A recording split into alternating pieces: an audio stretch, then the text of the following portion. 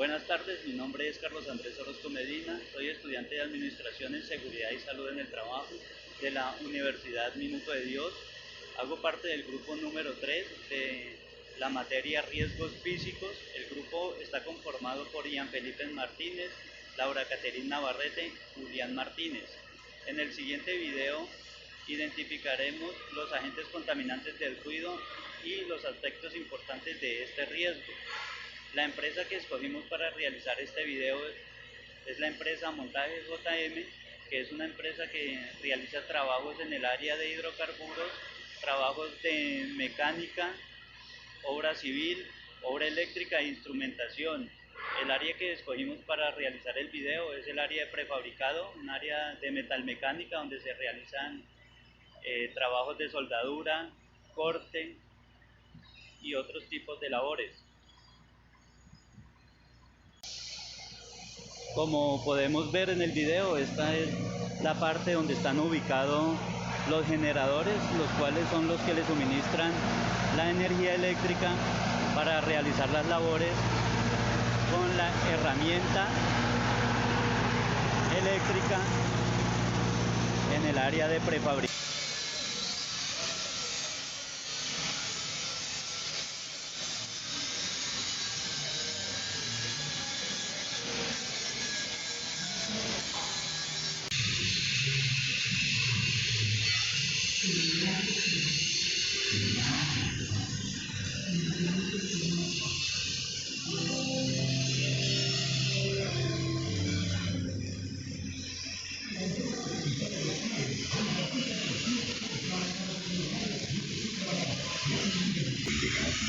Hay momentos en que necesitamos compartirlas con nosotros, sin descuidar el trabajo.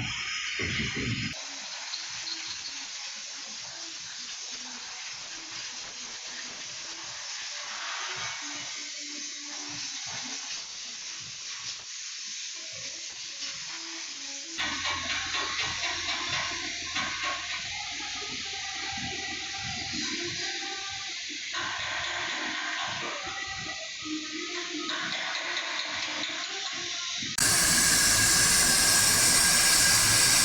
Realizamos la medición de los decibeles. En la parte superior se puede evidenciar los valores que nos arrojan esta medición. Al realizar la medición de los decibeles podemos identificar que en algunos puntos se superan los valores límites permisibles, de acuerdo con las 8 horas de exposición al ruido.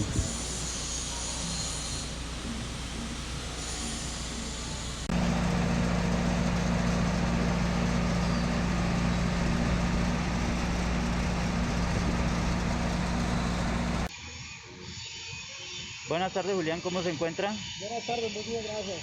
Julián, yo le quería pedir el favor, a ver si me colaboraba con unas preguntas Claro. referentes a la exposición al riesgo por ruido. ¿Qué labor realiza usted en el área de prefabricado? Soy un operador de la mesa de corte. Usted es operador de la mesa de corte. ¿Cuántas horas al día trabaja en esta área? Más o menos 10 horas al día. ¿Ha presentado molestias por la exposición al ruido? No, no, señor.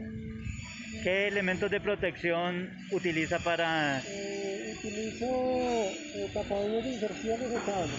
En algunas ocasiones utilizo las dos protecciones, tanto desechable de inserción como de copa. Bueno, Julián, muchas gracias. Esas eran mis preguntas. Muchas gracias. Vamos a hablar un poco de qué es el ruido. En sí, el ruido es un sonido desagradable, confuso y falto de armonía. Cuando los sonidos que se producen alrededor del hombre como consecuencia de las diversas actividades atentan contra la salud, se habla de contaminación ambiental. Pues esta es una forma de contaminación que constituye una verdadera agresión que puede producir trastornos psicológicos y fisiológicos de distinta gravedad. La contaminación acústica es el conjunto de estímulos que directa o indirectamente interfieren en el ser humano a través del sentido del oído. En el área de prefabricado se identificó ruidos de alta frecuencia agudos y ruidos de baja frecuencia grave. También un nivel alto de presión acústica como ruidos continuos y de impacto, además un tiempo de exposición de más de 8 horas. Estos ruidos son generados por pulidoras, impactos por macetas, martillos, cinceles, roces entre platinas, estructuras metálicas, ruido generado también por un parlante para música y una máquina que realiza los movimientos, la cual es el telehandler, que genera un sonido agudo en el retroceso, además del generado por el motor. También el ruido originado por la mesa de corte con plasma, que es utilizada para realizar cortes en láminas y tuberías de todo tipo. Buenas tardes, mi nombre es Julián Camilo Martínez. El día de hoy les hablaremos sobre los instrumentos que son utilizados para medir un impacto generado por el ruido y los niveles límites permisibles a nivel nacional. El primer instrumento del que hablaremos es el sonómetro, el cual es usado para medir los niveles de presión sonora en un lugar o un momento determinado. El resultado arrojado por este elemento se expresa en decibelios, la cual es una unidad de medición aplicada a las ondas emitidas. El siguiente es el analizador de frecuencia o analizador de espectro. Se encarga de representar los componentes transmitidos por una señal partiendo de una conducción de calor mediante gráficas de escala logarítmica demuestran estos componentes. A continuación veremos el dosímetro, el cual se utiliza para determinar el ruido al que un trabajador se encuentra expuesto durante un determinado tiempo, registrando la suma total en una escala identificando los puntos máximos. Es considerada una herramienta bastante práctica debido a su portabilidad, ya que permite medir en los sitios de trabajo fijos o móviles. Por último, el calibrador acústico se utiliza para asegurar el correcto funcionamiento de un sonómetro o un dosímetro. Su funcionamiento consiste en producir un sonido estable a una frecuencia predeterminada y así identificar que los resultados arrojados por las herramientas concuerden. Los niveles límites permisibles. El Ministerio de Trabajo y Seguridad Social adoptaron los valores límites permisibles para la exposición del ruido en cuanto a sus parámetros legales establecidos principalmente en el artículo 13 del Decreto 614 de 1984. Menciona que los valores límites permisivos varían según el lugar de trabajo en el que se encuentren. Se hace necesario establecer los límites a nivel nacional con el fin de garantizar una verdadera seguridad a los trabajadores y también obliga inspecciones realizadas al sitio de trabajo con el fin de controlar que los niveles límites permisibles se cumplan. En el artículo 10 del mismo decreto encontramos los niveles límites designados de la siguiente manera. Si el trabajador está expuesto 8 horas, el ruido no debe superar los 85 decibelios. Si la exposición no supera las 4 horas, el ruido no puede llegar hasta los 90 decibelios. En caso de que la exposición dure 2 horas, el límite será de 95 decibelios. Cuando sea 1 hora de exposición, el valor máximo es de 100 decibelios. Mientras que la exposición dure media hora, el valor límite es 105 decibelios, pero cuando dura 15 minutos el límite es de 110 decibelios. Y si solo dura menos de 10 minutos, este valor permitido es de 115 decibelios. Estos valores son solo aplicados a los ruidos continuos e intermitentes, pero para los ruidos de impacto es importante que el ruido no supere las 140 decibelios. Buenas tardes, mi nombre es Laura Caterina Navarrete Díaz y en el día de hoy voy a explicar algunos conceptos relacionados con el ruido y la normatividad que puede aplicarse. Sobre el riesgo de ruido.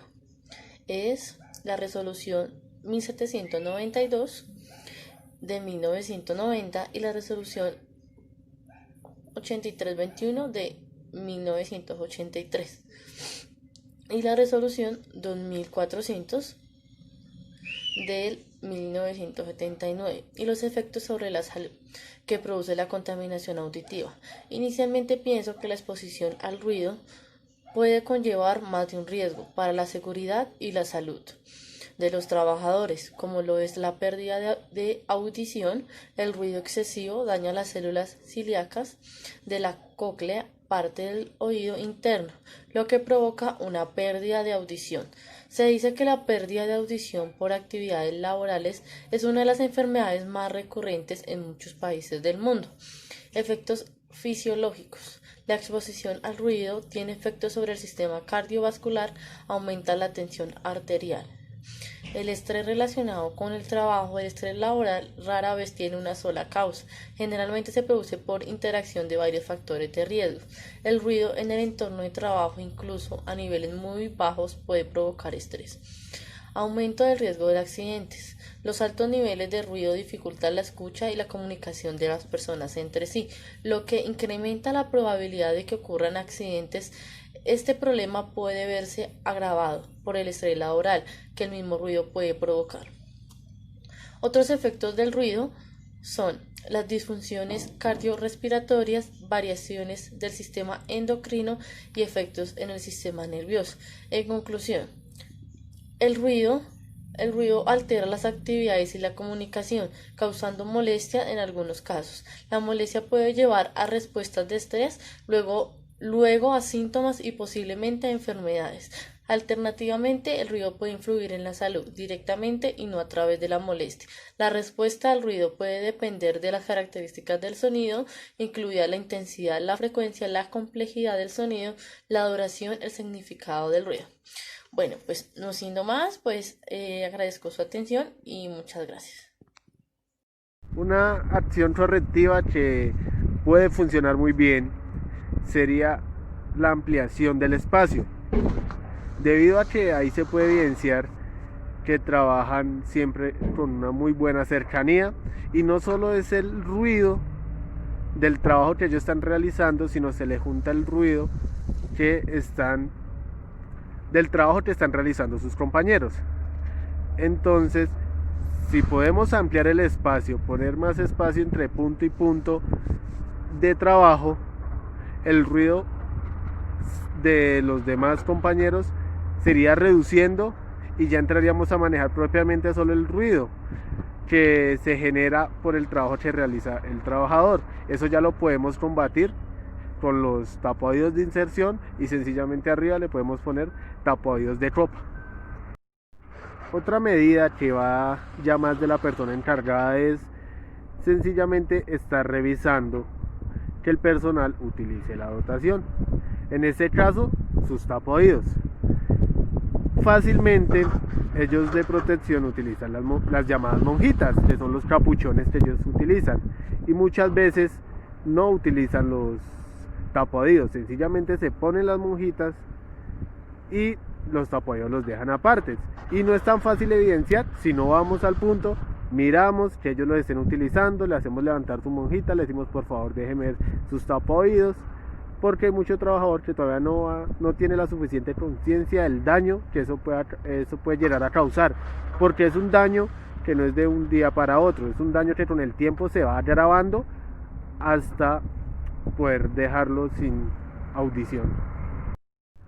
Y para mí la medida preventiva más importante es poder generarle conciencia a la gente, que ellos empiecen a cuidarse, que ellos mismos eviten las enfermedades que se pueden presentar con el tiempo. En este caso sería la pérdida de la audición debido a la exposición al ruido.